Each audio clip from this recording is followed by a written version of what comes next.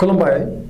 बेयो बड'लेण्ड इंखं टेलिभिजन दिनै 3 मार्च 2022 बृहस्पतिबारखालि सानसेनि बरादखौ नोंथांमोननि खाथियाव लाबोदों आं सदानन्द दैमारिया।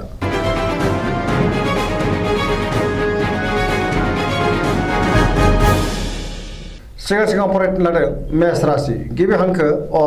ल दिनैनि साना मोजां आरो गाज्रिनि गेजेरजों बाबेनलांगोन गोसोआव जिंगा बांगोन गुबुननि थाखाय नाङा फाङा जेंनायाव गोग्लैनांनो हागौ सांग्रां जानाया गाहाम गोसोखौ दिनै जोबोर गुलुं गुजुं मोनगोन मावनो लानाय खामानिखौ मावफुंनो हागोन देहाया बारा मोजां थानाय नङा लोमजानाय मोनगोन जानाय लोंनायाव सांग्रां जानाया गाहाम रांखावरियाव मोजां नाथाय अब्लाबो खरसायाबो बांगोन बेफार फालांगियाव मोजां होनजायो समाजाव मान मोनगोन न'खराव दिनै अनलायनाय फैगोन बिदा फंबायजों मोजां सोमोन्दो थागोन बहाबा दावबायहैनो खाबु मोननो हागौ लाइमोनफ्रा जोबोर रमान्टिक जागोन आरो गावबा गावनि गोसोनि साननायखौ फोरमायलायनोबो हागोन फरायसाफ्रा फरायनायाव गोसो दुंखांगोन आरो मोजां फिथाइ मोनगोन।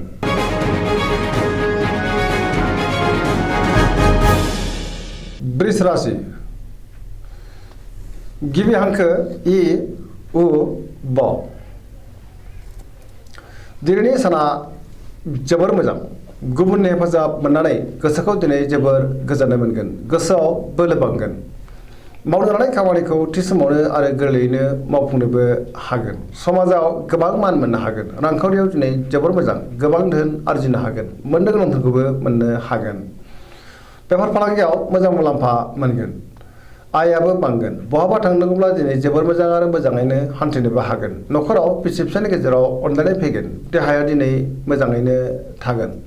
लाइमोनफोरनि गोसोआ दिनै जोबोर रमान्टिक जागोन आरो गावबा गावनि गोसोनि साननायफोरखौबो फोरमायलायनो हागोन फरायसाफ्रा फरायनायाव गोसो दुंखांगोन आरो मोजां फिथाइ मोनगोन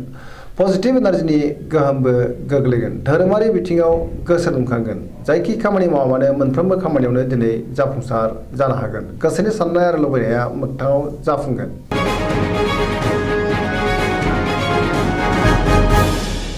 मिथुन राशि गिबि हांखो क स दिनैनि साना जोबोर मोजां पजिटिभ एनार्जिनि गोहोम गोग्लैगोन गोसोखौ दिनै जोबोर गोजोननायबो मोनगोन जेरावबो देरहासार जागोन गोबां खामानिखौ मावफुंनो हागोन देहाया दिनै मोजाङै थागोन रांखावरियाव जोबोर मोजां बेफार फालांगियावबो जोबोर मोजां होनजायो गुबुननि थाखाय मोजां खामानि मावनानै होनो हागोन न'खराव अनलायनाय फैगोन समाजावबो गोबां मान मोननो हागोन जायखि खामानि मावा मानो मोनफ्रोमबो खामानियावनो दिनै जाफुंसार जानो हागोन गोसोनि साननाय आरो लुबैनायफ्रा मोगथाङाव जाफुंगोन गियाननि आंखाल जानाय नङा लाइमोनफोरनि गोसोआ दिनै जोबोर रमान्टिक जागोन आरो गावबा गावनि गोसोनि साननायफोरखौबो फोरमायलायनो हागोन फरायसाफ्रा फरायनायाव गोसो दुंखांगोन आरो मोजां फिथाइ मोननोबो हागोन।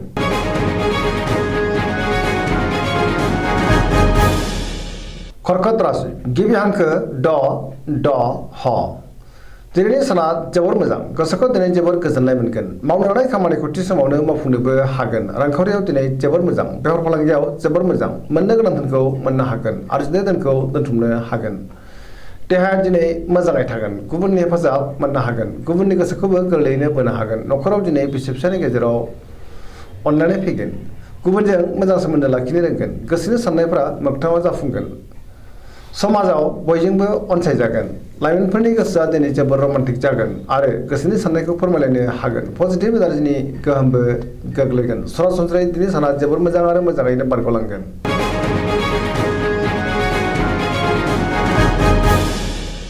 सिंह राशि गिबि हांखो म ट दिनैनि साना जोबोर मोजां गोसोखौ दिनै जोबोर गोजोननाय मोनगोन बयजोंबो अनसायजागोन आरो मोजां मोनजागोन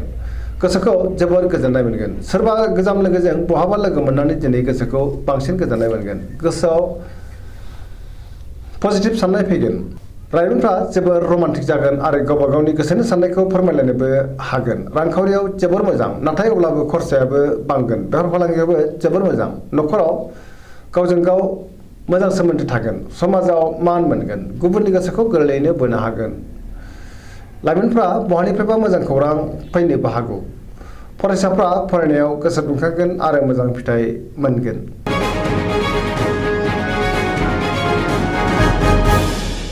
कन्या राशि गिबि हांखो प ट दिनैनि साना जोबोर मोजां गोसोआव गोग्गो आरो गोथों साननाय फैगोन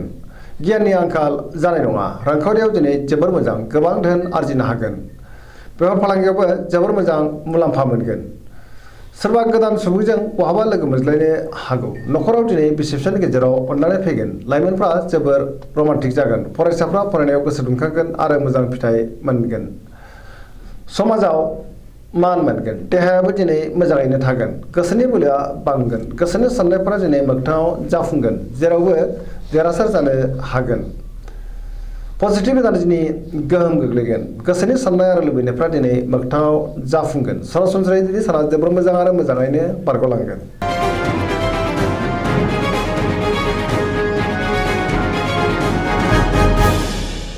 तुला राशि गिबि हांखो र ट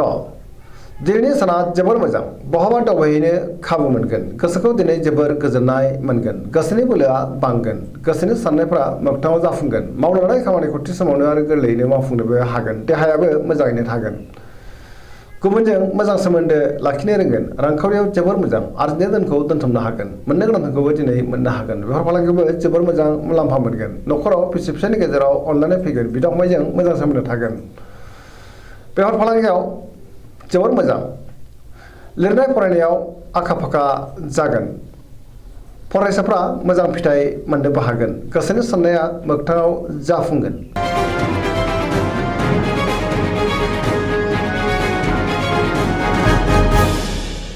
वृश्चिक राशि गिबि हांखो न स दिनैनि साना जोबोर मोजां गोसोनि बोलोआ बांगोन जेरावबो गोजोनै थानो हागोन फैबाय थानाय समा जोबोर मोजां लोगोफोरनि हेफाजाब मोननो हागोन सोरबा लोगोजों बाख्नाय जानोबो हागौ गोसोआव गोग्गो आरो गोथों साननाय फैगोन मावनो लानाय खामानिखौ थि समावनो आरो गोरलैयैनो मावफुंनोबो हागोन गोसोनि साननायफ्रा मोगथाङाव जाफुंगोन गोसोनि बोलोआ बांगोन समाजावबो गोबां मान मोननो हागोन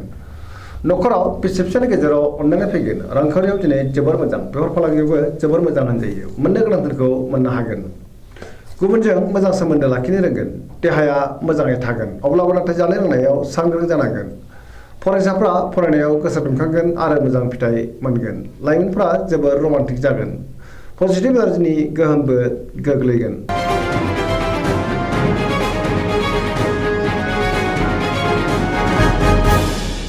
धनु राशि गिबि हांखो ध फ भ दिनैनि साना मोजां आरो गाज्रिनि गेजेरजों बाबेनलांगोन गुबुननि हेफाजाब मोननो गोब्राब जागोन गोसोआव नेगेटिभ साननाय फैगोन नेगेटिभ एनार्जिनि गोहोमबो गोग्लैनो हागौ सोरजोंबा नांलाय खमलाय एबा एना एनिबो जानो हागौ गोसोनि बोलोआ लोरबां जागोन धोरोमारि बिथिङाव गोसो दुंखांगोन मावनो लानाय खामानिखौ मावफुंनो हागोन रांखावरियाव मोजां नाथाय अब्लाबो खरसायाबो बांगोन बेफार फालांगियावबो मोजां होनजायो देहाया दिनै बारा मोजां थानाय नङा जानाय लोंनायाव सांग्रां जानांगोन न'खराव अनलायनाय फैगोन बिमा बिफानि अननाय आरो बोरखौ मोननो हागोन गुबुना खहा खालामनो नाजागोन सांग्रां जानाया गाहाम लाइमोनफोरनि गोसोआ दिनै जोबोर रमान्टिक जागोन आरो गावबा गावनि गोसोनि साननायखौ फोरमायलायनोबो हागोन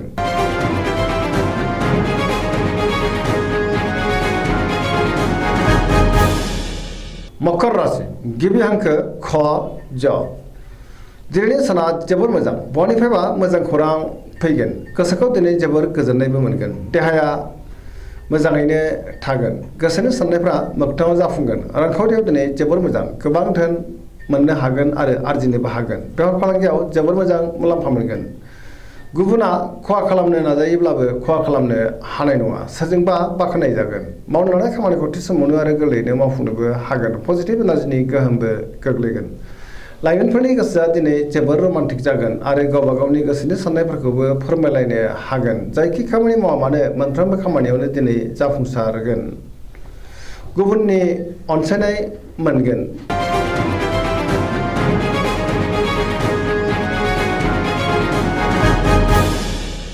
कुम्भ राशि गिबि हांखो ग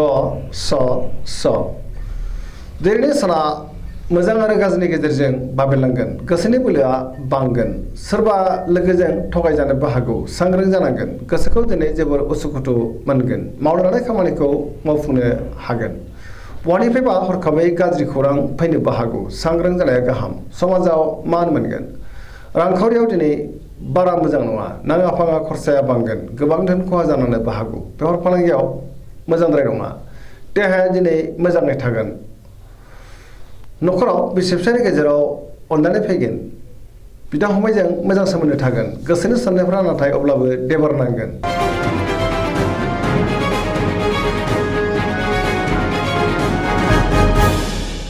मीन राशि गिबि हांखो ड स